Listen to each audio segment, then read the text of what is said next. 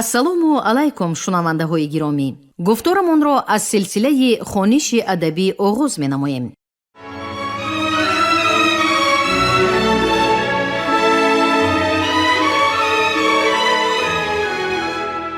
ба таваҷҷӯҳи шумо китоби якуми асосгузори сулҳу ваҳдати миллӣ, пешвои муаззами миллат, президенти ҷумҳурии Тоҷикистон муҳтарам Эмомалӣ Раҳмон забони миллат ҳастии миллат таҳти унвони ба сӯи пояндагӣ дар қироати корманди шоистаи Тоҷикистон Ализода Абдурашид Хоҷампур. гуфтори 38.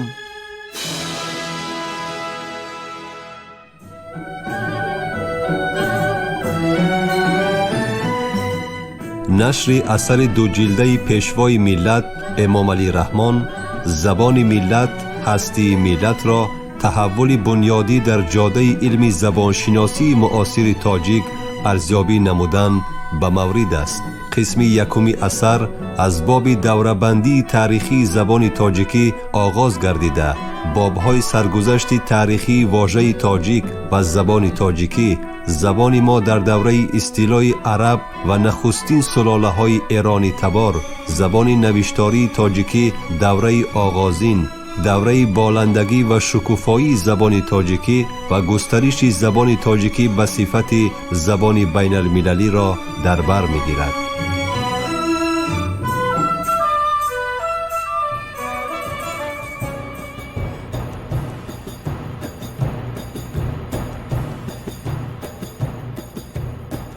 عبدالملیک سپهسالاری خراسان را به الپتیگین وفاتش سال 980 داد. و این معنی که سپهداری ادب دوست گردآورنده شاهنامه منصوری ابو منصوری محمد ابن عبدالرزاق را از مقام سپهسالاری خراسان معزول نموده عامل طوس تعیین کرد و سپهسالاری خراسان را به الپتیگین داد.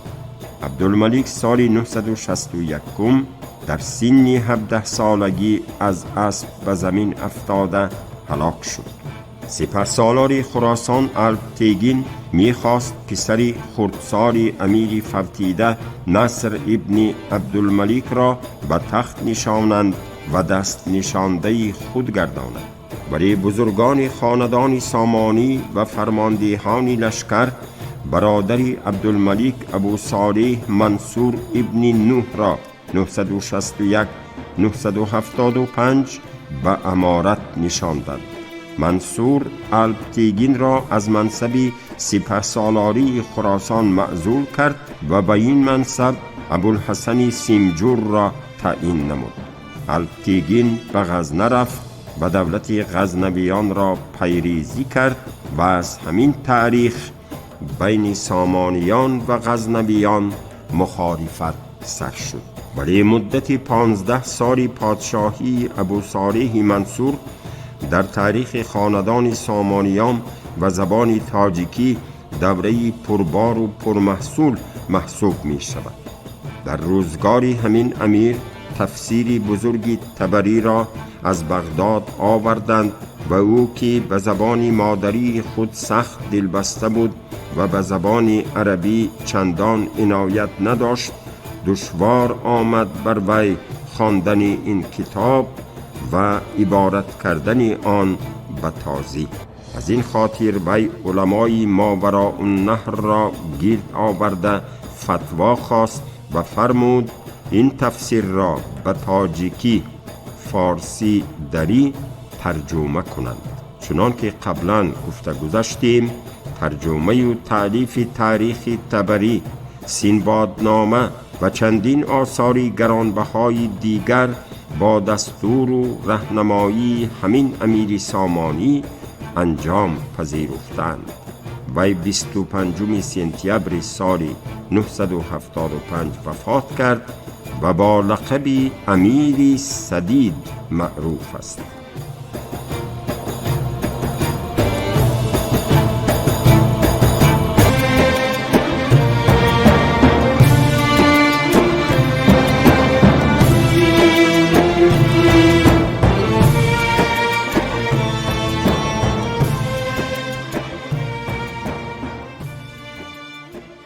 پس از درگذشت منصور، پسری 13 سالش نوح دوم 975 997 به تخت دولت سامانیان نشست و مادرش زمام امور مملکت را به دست خود گرفت.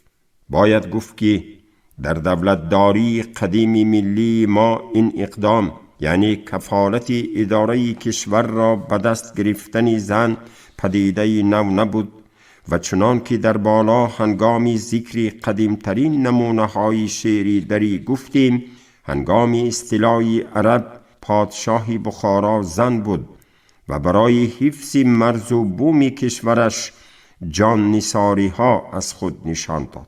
همچنین به گفته مورخان، دیواری گرد سمرقند را برای محافظت شهر از حمله ترکان صحرایی با امر زنی که در سمرقند پادشاه بود ساختند و دیواری بخارا هم بعداً با پیروی از دیواری سمرقند بینا گردید.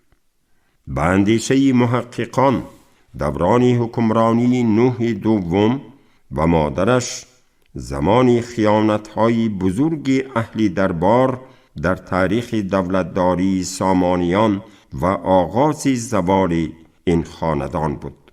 سپهسالار خراسان ابو علی سیمجور و برادرش ابوالقاسم با همدستی فایق خاصه که فرماندهی سپاه سامانی را به ذمه داشتند، دست به دسیسه و خیانت زدند. با دسیسه آنها عبیدالله عتبی وزیر که برای پایداری دولت سامانیان بیشتر از دیگران کوشش به خرج می‌داد کشته شد. در آخرهای امیری نوح دوم، ابو علی سیمجور سر از تابعیت این امیر بیرون کرده در خراسان مستقلانه حکومت می‌راند و فرمانروایی امیر تنها به بخارا و گرد و اطراف آن محدود شده بود. در همین اثنا فایق و فرزندان سیمجور مخفیانه به حاکم قرخانی بغراخان در خصوص تقسیم خراسان صلحنامه بسته او را به گرفتن بخارا تشویق کردند. هنگامی به بخارا حمله آوردن حاکم قرخانی، سپاه سامانی با سروری فرزندان سیمجور و فایق از دفاع بخارا سر پیچیدند.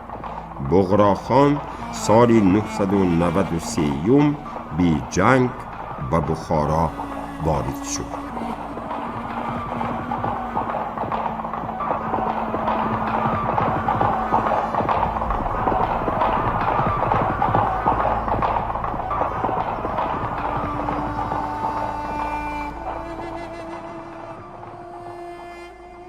امیر سامانی به آمول پناه برد، ولی پس از چندی چون خبری وفات بغراخان به او رسید به بخارا بازگشت.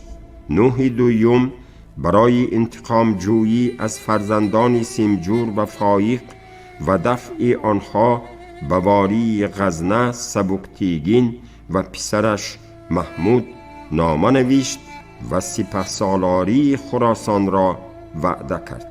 پس از آن که سبکتیگین و محمود به فرزندان سیمجور و فایق پیروز شدند، امیر سامانی به سبکتیگین لقب ناصرالدین و به محمود لقب سیف الدوله داد و محمود را سپهسالار خراسان تعیین کرد. سال 995 قرخانیان دیگر باره به قلمرو سامانیان حمله کردند و مطابق صلحنامه بین سپهدار سامانیان محمود غزنوی و قرخانیان مناطق شمالی ماوراء النهر به دست قرخانیان گذشت.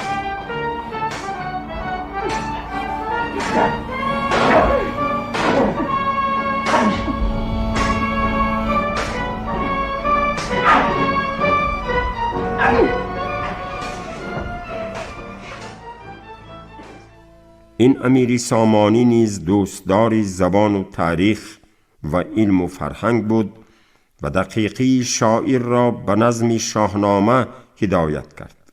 ابو علی سینا و ابو ریحان بیرونی را به دربار خود دعوت نمود و کتابخانه شاهی معروف بخارا را به اختیار آنها واگذار کرد.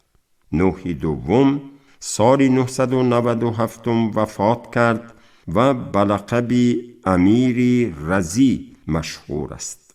پس از وفات نوح ابن منصور پسرش ابوالحارث منصور یا منصور دوم 997 999 به تخت امارت نشست.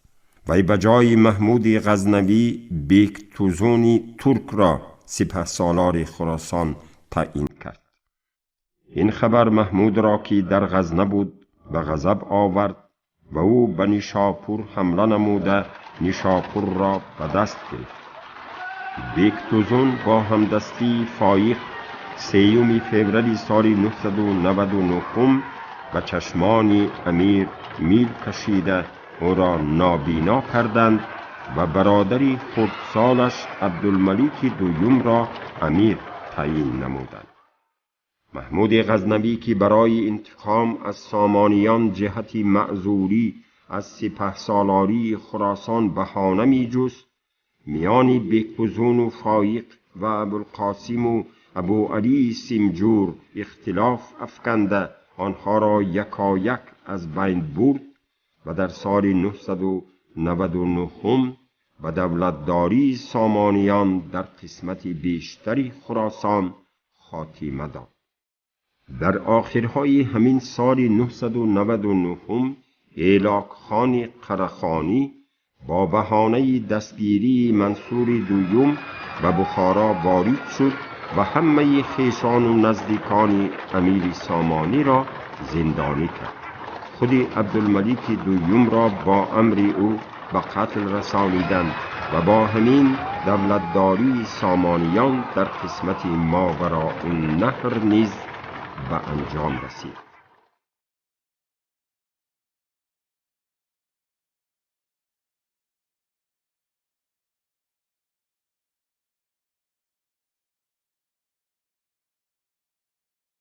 از بس که مهر و محبت امیران سامانی در دل و دیده مردم آشیان گرفته بود، شاعر نامی این 9 نفر امیر سامانی را در 2 بیت چنین ذکر کرده است: 9 تند بودند زال سامان مشهور، هر یک به امارت خراسان مأمور. اسماعیل و احمد و نصر، 2 نوح و 2 عبدالملیک و 2 منصور.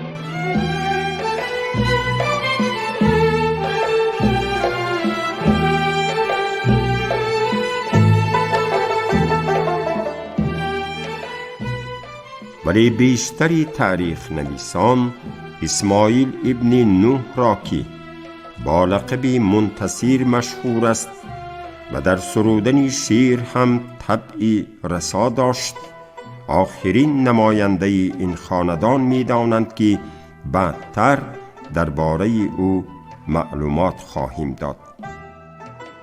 به اندیشه اکثر محققان دولت سامانیان از روزگار پادشاهی عبدالملیک ابن نوح 954 961 رو به انقراض نهاد، ولی به اندیشه ما هنوز بعد از وفات اسماعیل سامانی و به دست غلامان ترک کشته شدن پسر او امیر احمد ابن اسماعیل 907 914 پایه های دولت مقتدر سامانی کمابیش دچار ضعف گشت. 2 عامل مؤثر زیرین در مجموع باعث انقراض دولت متمرکز سامانی گردید که این هر 2 عامل به طور مستقیم یا غیر مستقیم با سر درآوردن ترکان در خراسان و ماوراء النهر وابستگی دارد. عامل نخست و دولتداری جلب کردن غلامان ترکی اسیر افتاده اسلام آورده و به ذمه آنان واگذار کردن سپاه سامانیان بود. در برابر این اکثر قبیله های ترک که با دولت سامانیان هم حدود بودند با دعوت آنان اسلام آوردند. بنابر نوشته ابو علی میسکوی حرازی در تجاریب الامم سال 967 یک باره 200,000 خیرگاه از ترکان اسلام را پذیرفتند. همین اسلام را پذیرفتن ترکان سبب شد که هنگامی به بخارا حمله ور شدن ترکان قرخانی با سرکردگی بغراخان و ایلاقخان فقیهان مردم را با دلیل مسلمان بودن ترکان از جنگ با ایشان منع فرمودند. عامل دیگری انقراض دولت سامانیان اعتراض سخت مردم بنابر افزایش انداز و زیاد شدن جمع‌آوری انداز از اهالی محسوب می شود.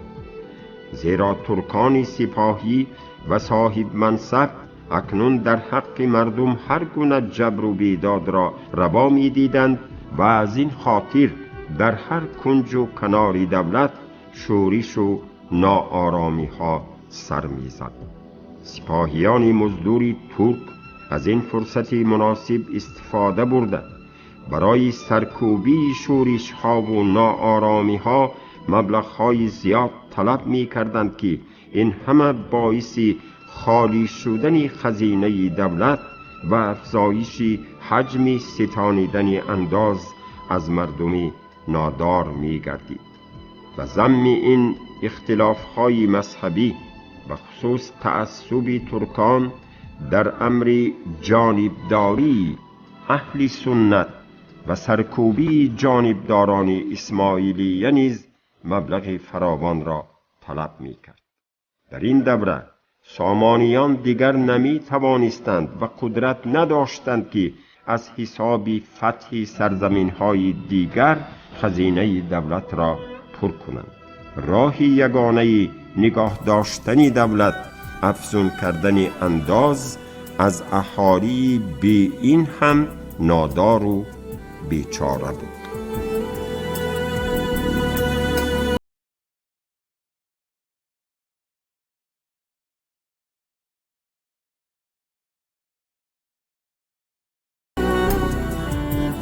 این دو عامل و کاهش اعتماد مردم به دولت سامانی مساعدت کرد و سامانیان نتوانستند اصالت و هویت قومی و تاریخی مردمی بومی قلمرو دولتداری خود را تقویت بخشند.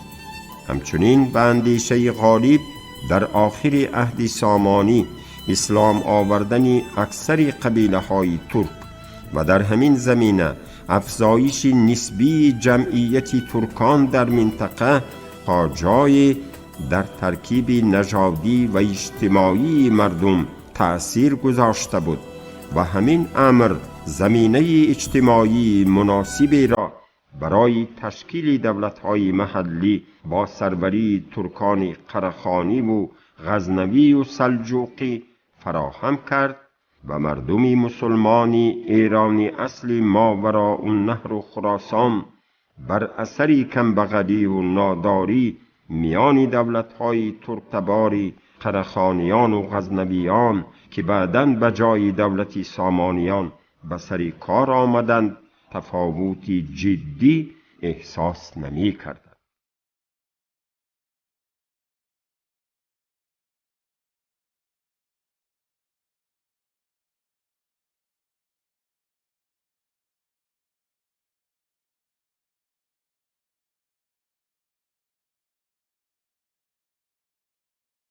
زبان تاجیکی فارسی دری که مایه افتخار و وسیله سرنوشت ساز و وحدت آفری قوم‌های ایرانی نژاد است، در دوره حکمرانی سامانیان به صفت زبان رسمی و عامل همبستگی ملی در تمام قلمرو خراسان و ماوراء النهر و دیگر ولایت‌های تابع دولت سامانیان رشد و بالندگی یافت و به اوج قدرت و شکوفایی رسید، زیرا امیران سامانی مثل یعقوب لیث صفار به زبان و ادب مردم خود محبتی فراوان داشتند و به حمایت و تربیت شاعر و نویسندگان همزبان خویش سخت کمر همت بسته بودند.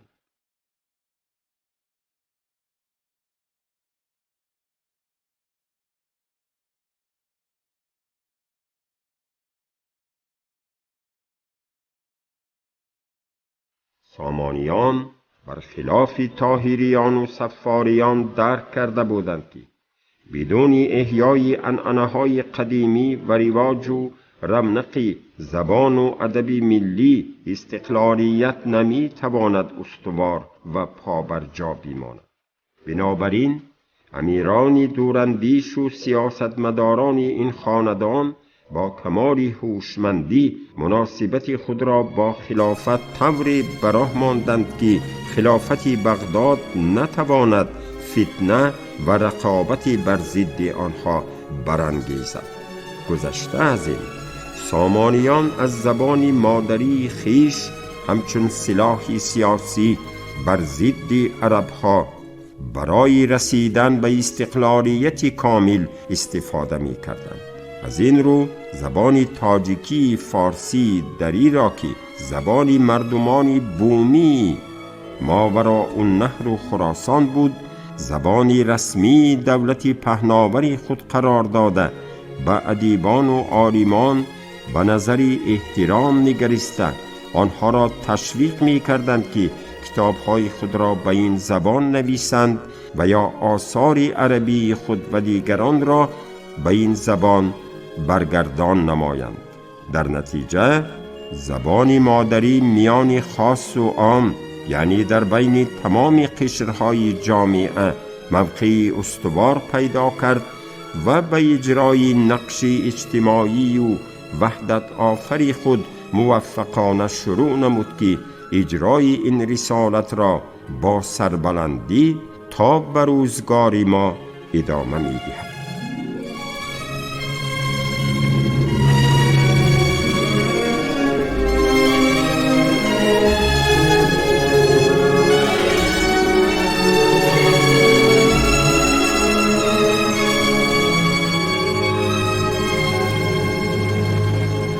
بنابر اخبار مأخذها، وزیران سامانی نیز در دانش و فضیلت و پرورش علم و ادب از امیران این خانواده کمی نداشتند. به اندیشه محققان عنایت و پشتیبانی آنها از شاعران و ادیبان عهد خویش به اندازه شهرت یافته بود که شاعران عصرهای بعدی آن را چون تمثال عالی ارادت اهل سیاست و اهل ادب ستایش کرده یا ممدوحان خویش را با ایشان محل مقایسه قرار دادند. تاریخ سیاسی و فرهنگی ما دولتی را چون دولت آل سامان کم در یاد دارد که کارنامه وزیران خردپیشه و فرهنگ پرور و معرفت گسترش صفحات تاریخ را چنین رنگین و مزین کرده باشد.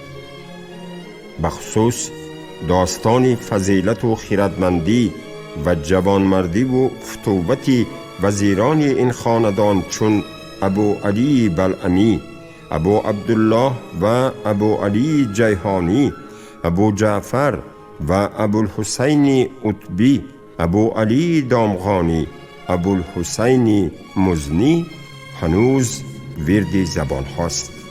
کتاب معروف ترجمه تاریخ طبری که اصلا ترجمه آزاد تاریخ الرسول و الملوک محمد ابن جریر طبری بوده، برگردان آن از عربی به تاجیکی فارسی دری به قلم ابو علی بلعمی انجام پذیرفت و ما قبلا در فصل نخستین نمونه های نظم و نثر فارسی دری از آن یاد کردیم، در تشکل تاریخ نگاری تاجیک و عمیق رفتن خودآگاهی ملی قوم‌های ایرانی تبار نقشی نظررس دارد.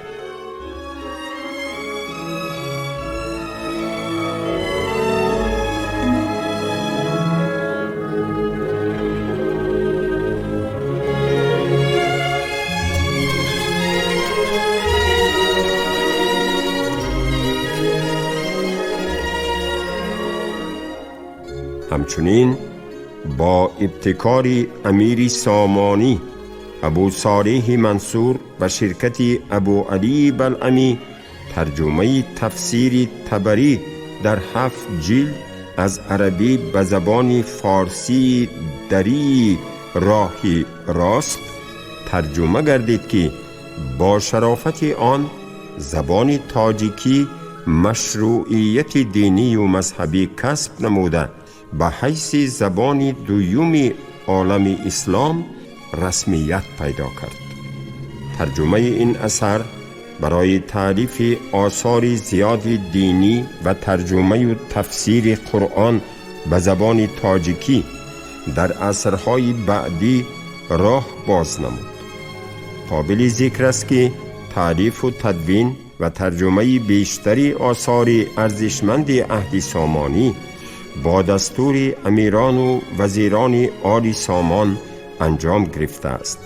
از جمله آثار ماندگار نظیر شاهنامه دقیقی، کلیله و دمنه منظوم رودکی، سنبادنامه، تاریخ و تفسیر طبری از سواد الاعظم ابوالقاسم سمرقندی، الابنیه عن الحقایق الادویه ابو منصور موفق هیروی و غیره که در همین عهد تالیف و تدوین و یا از زبانهای عربی و پهلوی ترجمه شده اند، به نام امیران و وزیران سامانی پیوند ناگسستنی دارد.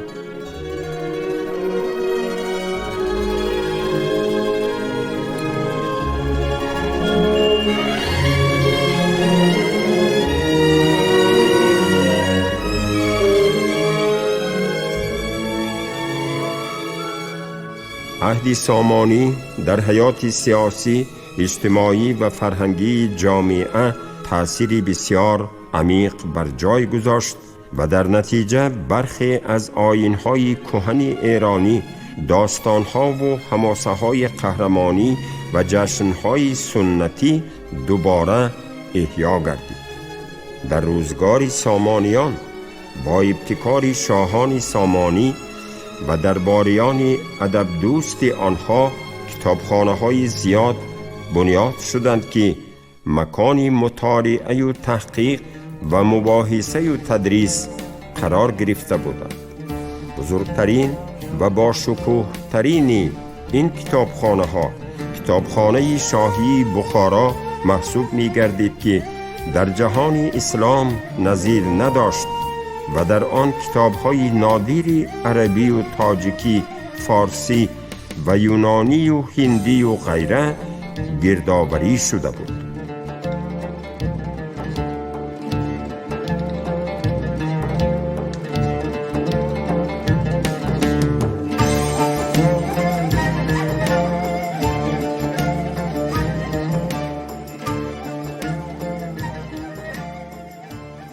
شما گفتاری 38 رو از روی کتاب یکم اساسگذار صلح و وحدت ملی، پیشوای معظم ملت، پرزیدنت جمهوری تاجیکستان محترم امام علی رحمان، زبان ملت هستی ملت، تحت عنوان به سوی پایندگی در قرائت کارمند شایسته تاجیکستان علیزاده عبدالرشید خوجمقول شنیدید.